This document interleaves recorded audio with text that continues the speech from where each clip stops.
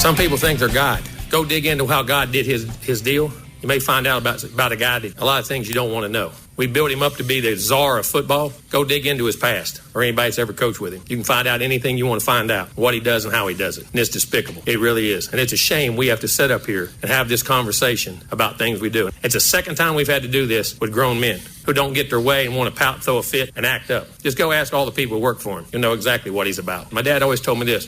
When people show you who they are, believe them. He's showing you who he is. Some of the juiciest moments of yesterday's airing of the grievances at Texas A&M University with A&M head coach Jimbo Fisher, and we are joined by someone who was in the room there, Olin Buchanan from TexAgs.com. He's been on our show a couple of times. We've usually talked, football, on the field kind of stuff with you, Olin. Today ain't that, but my gosh, what a day. And what was it like in the room yesterday?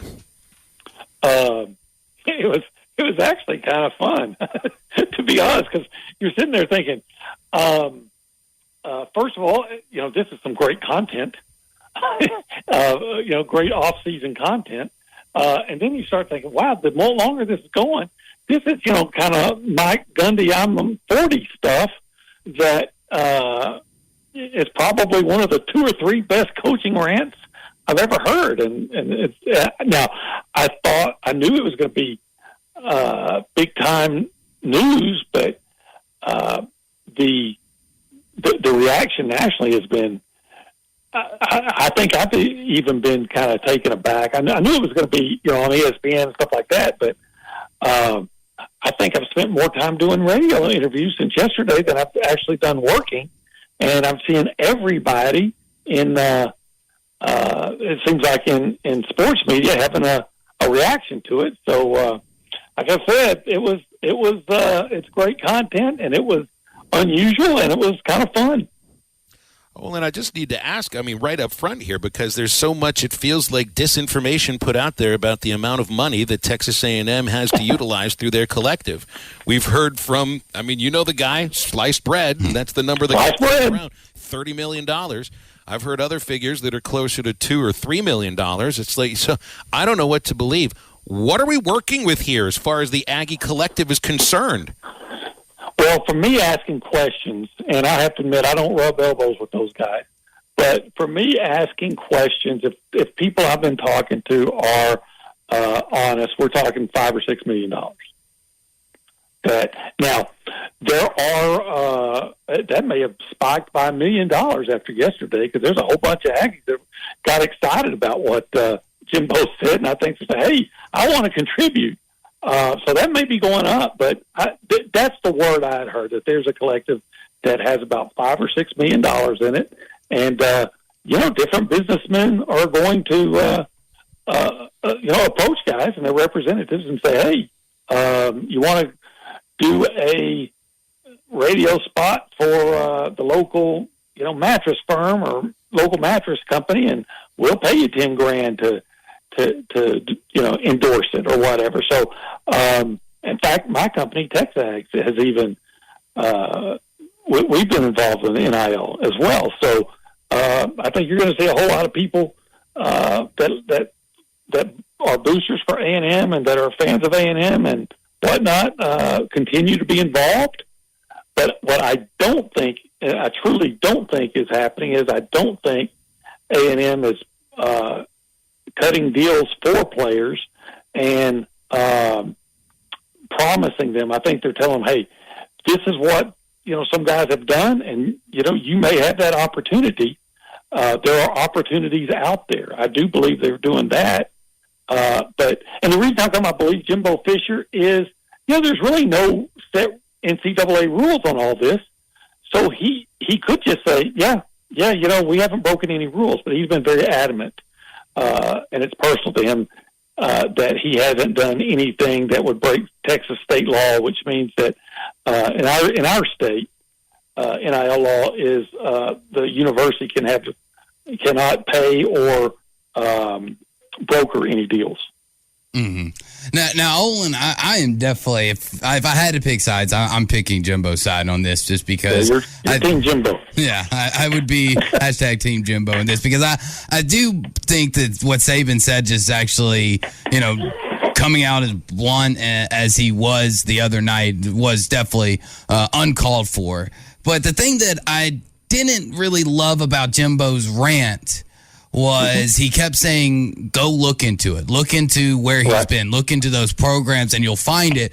But he didn't tell us where to look or what we'll find. Did you kind of have a problem with, Saban throwing allegations at Jimbo and then Jimbo just kind of throwing more allegations right back at him?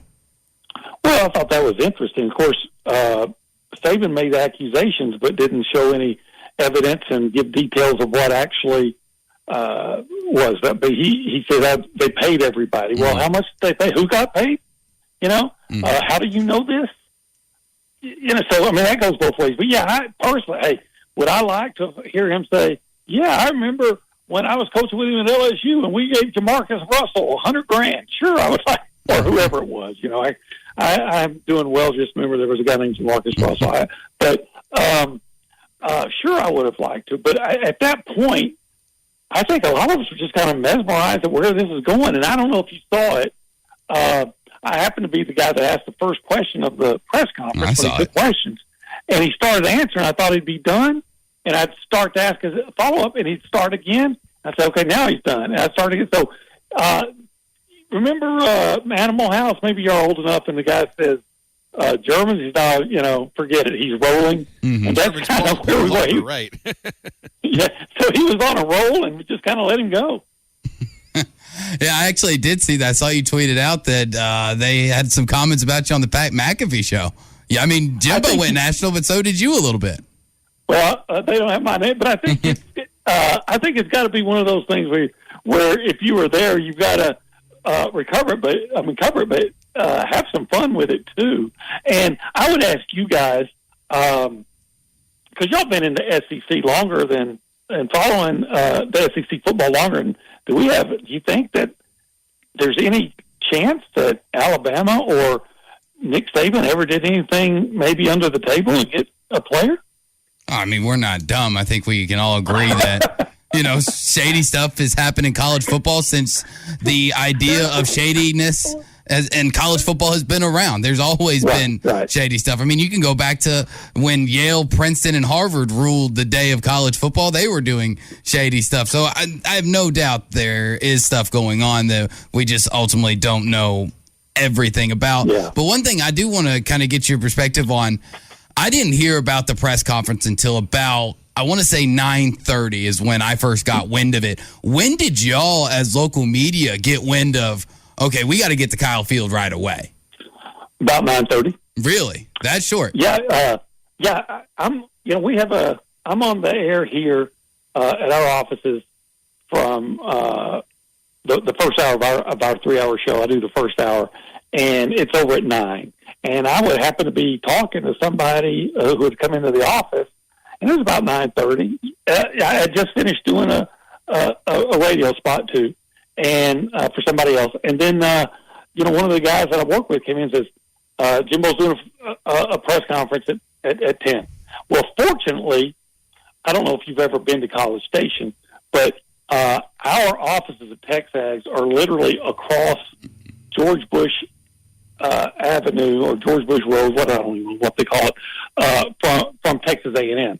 So I could get in my car and be in the Kyle Field parking lot in less than 2 minutes. Mm. So, yeah, I just ran over there and walked in and said, hey, is anything going on? And, we only had about, I'd say, because it was so hastily called, a dozen media guys in there, local media guys from Houston, me, 2 or 3 of us from Texags. There was, from the local paper and some TV guys, and that was about it. Let's actually ask you a football question here, Olin. What's the quarterback situation looking like now? I mean, you got King, you got Max Johnson.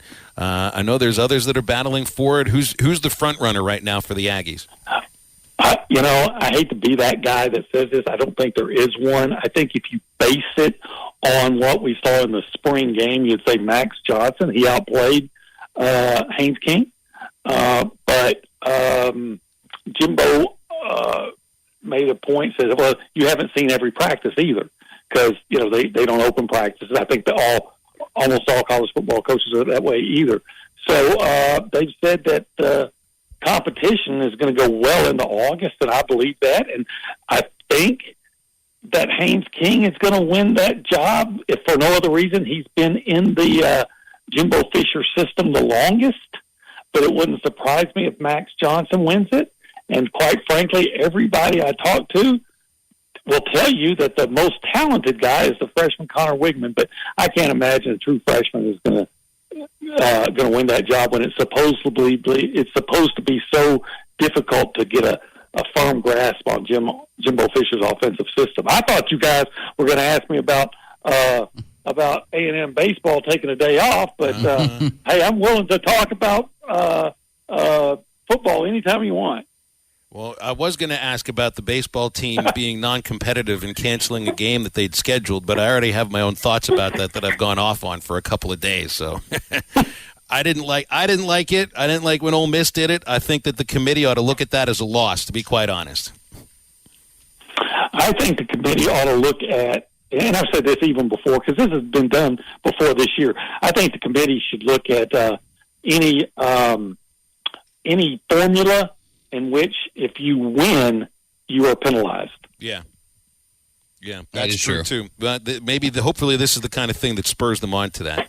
See, some actually on-field stuff to talk about outside of the biggest soap opera going on in college. Partners at BetOnline continue to be the #1 source for all your betting needs and sports info. Find all the latest sports developments, including updated odds on the NBA playoffs, fights, and even next season's futures. And don't forget that the MLB is back as well. Who are you picking to win the World Series? BetOnline is your continued source for all your sports wagering needs, including live betting and your favorite Vegas casino and poker games.